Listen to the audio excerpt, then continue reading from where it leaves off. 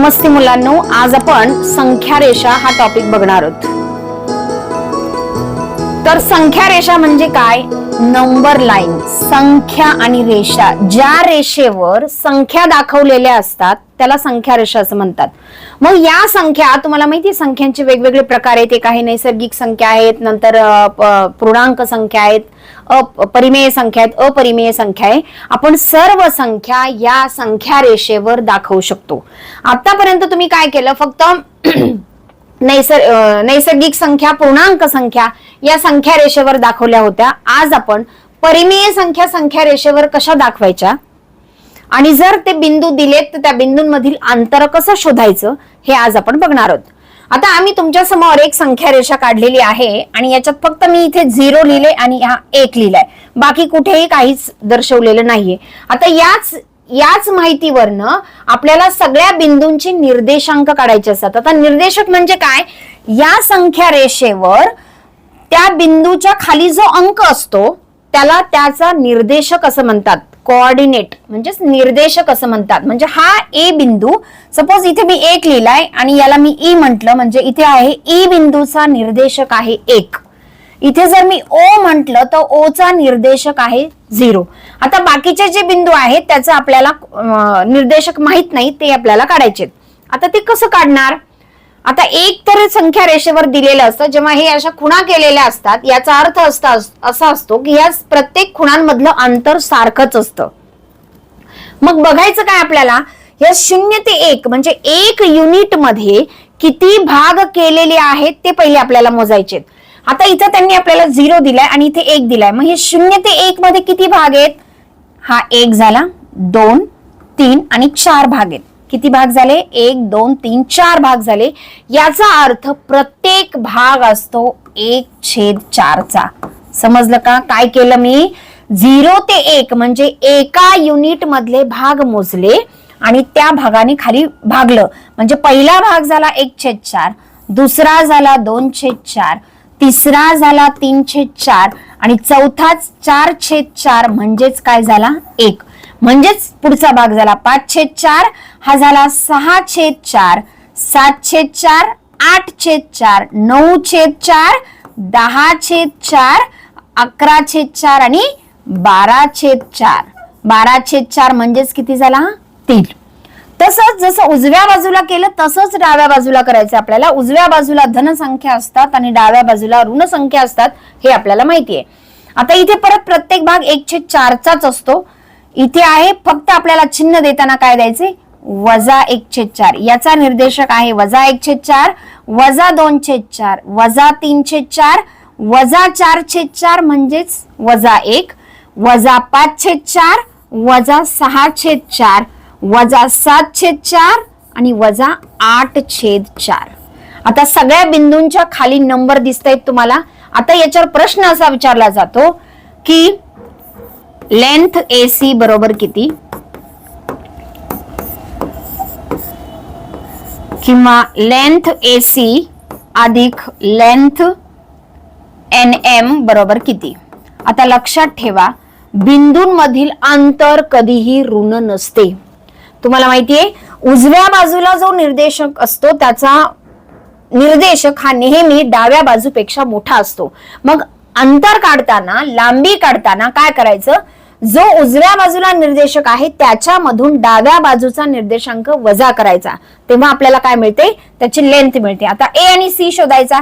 A चा निर्देशक आहे 2/4, C चा निर्देशक आहे 10/4. आता मोठा कोण आहे याच्यात? A आणि C मध्ये उजव्या बाजूला C आहे, याचा अर्थ हा C मोठा आहे. काय आहे? C मोठा आहे. म्हणजे काय करायचंय आपल्याला? C च्या निर्देशांकामधून म्हणजे 10/4 मधनं आपल्याला वजा करायचं आहे A चा निर्देशांक 2/4. मग 10 - 2 किती झाले? कारण इथं छेद समान आहे म्हणजेच अंशाची वजाबाकी करायची. 10 - 2 बरोबर 8/4 म्हणजे 4 दुनी 8. म्हणजेच AC मधली लेंथ किती झाली? लांबी किती झाली?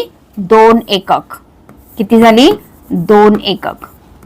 आता दुसरा प्रश्न, लेंथ AC अधिक लेंथ NM. आता लेंथ AC इथे आपण काढलेलीच 2 प्लस लेंथ NM. आता बघा N आणि M.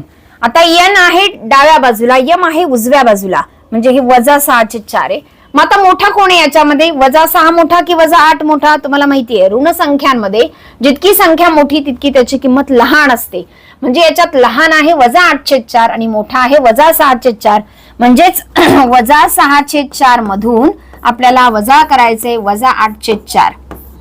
म्हणजे काय येणार? -6 अधिक 8/4. 8तनं 6 गेले 2/4, म्हणजेच याची लांबी आली 1/2.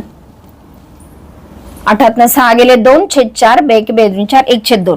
मग आता या दोघांची बेरीज किती येणार? याचा छेद 1 आहे, याचा तिरकस गुणाकार करणार 2 दुने 4, 1 गुणिले 1 भागिले 2 गुणिले 1, म्हणजेच 5/2. म्हणजेच याचं उत्तर किती आलं? 5/2. आता मी थोडी ट्रिक सांगणार आहे. आता मी कन्सेप्ट सांगितलंय तुम्हाला की जर भाग माहिती असेल तर अंतर कसं काढायचं. आता तुम्हाला माहिती 1/4 भाग आहे. मग ए आणि ई मध्ये जर सपोज तुम्हाला ए काढायचंय, ए अंतर काढायचं तर भाग मोजायचे 1/4 2/4. म्हणजे ए मधलं अंतर किती झालं? 2/4. सपोज एन आणि एम मध्ये किती भाग आहेत? 2. म्हणजे 1/4 अधिक 1/4 किती झाले? 2/4. 2/4 म्हणजेच काय झालं? 1/2. कळलं की भाग मोजल्यानंतर जर प्रत्येक भाग तुम्हाला समजला तर तुम्हाला सर्व प्रश्नांची उत्तरं देता येतात. हा झाला एका प्रकारचा प्रश्न. आता दुसऱ्या प्रकारचा प्रश्न नेहमी परीक्षेत विचारला जातो. संख्या रेषेवर m चा निर्देशक 2/7 असून m व n मधील अंतर 5 एकक असेल तर n चा निर्देशक कोणता? आता हे करताना आपल्याला काय करायचंय?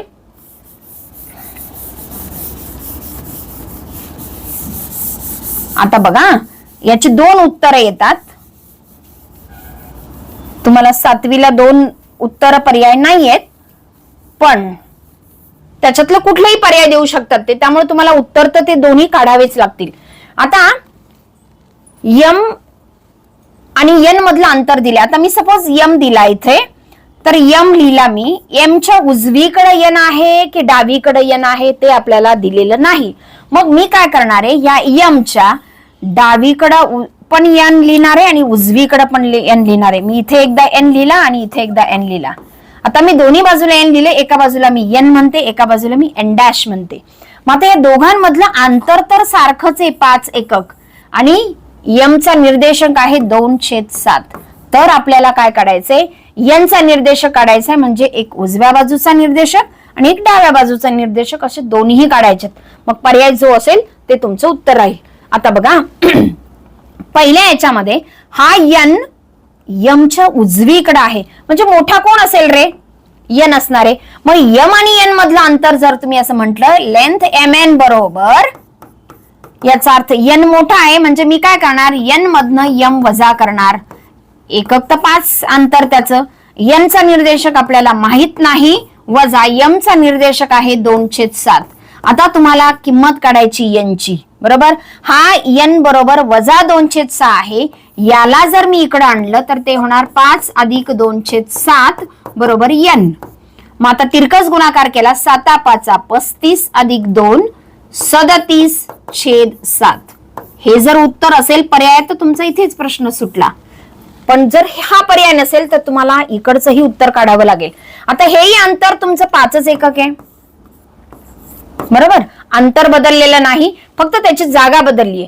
मग मी लिहिताना काय लिहिणार आहे? लेंथ mn डॅश लिहिणार आहे, बरोबर? आता लेंथ mn डॅश मध्ये मोठा कोण आहे रे? n डॅशच्या उजवीकडे m आहे, याचा अर्थ m मोठा आहे, म्हणून मी m मधनं n डॅश वजा करणार आहे, बरोबर? अंतर तर तेच आहे 5. m चं निर्देशांक आहे 2/7 वजा n डॅश.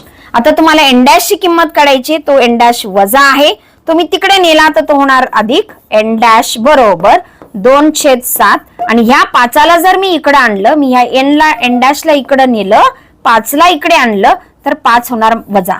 मग परत तिरकस गुणाकार केला 2 वजा 7×5 35 भागिले 7. 2 वजा 35 उत्तर आलं -33/7. म्हणजे n चे निर्देशांक झाले -33/7 वजा इकडे येणार m च्या डावीकडं आणि जो धन आहे तो येणार त्याच्या उजवीकडं 37/7. हे तुमचं झालं उत्तर. आता तिसऱ्या प्रकारचा प्रश्न पाहणार आहोत आपण. लगेचच. आता आपण हे तिसऱ्या प्रकारचं उदाहरण बघणार आहोत. आता इथे भाग दिलेले नाहीयेत, फक्त ते बिंदू दिलेत, त्याच्या डोक्यावर त्याचे निर्देशक दिलेले आहेत आणि आपल्याला त्याच्यावरचं प्रश्न सोडवायचा आहे. आता प्रश्न असा आहे, संख्या रेषेवर ए हा बिंदू बी पासून किती अंतरावर आहे. म्हणजे काय काढायचंय, त्याचं आपल्याला अंतर काढायचंय. काय काढायचंय, अंतर. म्हणजे ए आणि बी मधलं अंतर आपल्याला शोधायचंय. आता आपण मागच्या उदाहरणामध्ये बघितलं, अंतर काढताना आपण काय करतो, उजव्या बाजूचा जो निर्देशांक आहे त्याच्या निर्देशांकामधून डाव्या बाजूचा निर्देशांक वजा करतो, तेव्हा तुम्हाला अंतर मिळतं. आता जेव्हा ए बी मधलं अंतर काढायचंय आपल्याला, मग ए आणि बी मध्ये ए चा निर्देशांक आहे वजा 2/4 आणि बी चा निर्देशांक आहे वजा 1.8 सॉरी 2.4 आणि वजा 1.8. तर मग जेव्हा अंतर काढायचं ए आणि बी मधलं, डिस्टन्स ए बी बरोबर, आता याच्यात उजव्या बाजूला बी आहे म्हणजे वजा 1.8 मधून आपल्याला वजा करायचंय वजा 2.4. आता वजा केल्यानंतर वजा 1.8 तसंच राहिले. हे वजा आणि हे वजा काय होणार आहे, अधिक होणार आहे. कंसाच्या बाहेर जर वजा चिन्ह असेल तर आतली चिन्ह बदलतात, तुम्हाला हा नियम माहिती आहे. त्याच्यानुसार प्लस झालं ते, म्हणजे वजा 1.8 आणि प्लस 2.4 किती होईल ते 8 आणि 6 14 म्हणजे 0.4. म्हणजे ए बी मधलं डिस्टन्स आलं 0.6 म्हणजेच 6/10 म्हणजेच 2×6 2×5 म्हणजे पर्याय असाही असू शकतो, पर्याय असाही असू शकतो किंवा असाही असू शकतो. आता मी 3 प्रकारची उदाहरणं घेतलेली आहेत. पुस्तकात बऱ्याच प्रकारची उदाहरणं दिलेली आहेत, सरावासाठी भरपूर उदाहरणं दिलेली आहेत. मी प्रकार जे विचारले जातात परीक्षेला ते सर्व इथे तुम्हाला सांगितले आहेत. यशोदीपची पुस्तकं वापरा, त्यावर भरपूर सरावाला प्रश्न दिले, जवळजवळ 30-35 प्रश्न आहेत, ते सोडवा. पुस्तकं मागवली नसेल तर खालील क्रमांकावर संपर्क करून पुस्तकं घरपोच मागवा, दुकानापेक्षाही स्वस्त मिळतील. आणि यशोदीपच्या चॅनेलला सबस्क्राईब केलं नसेल तर तेही करा. धन्यवाद.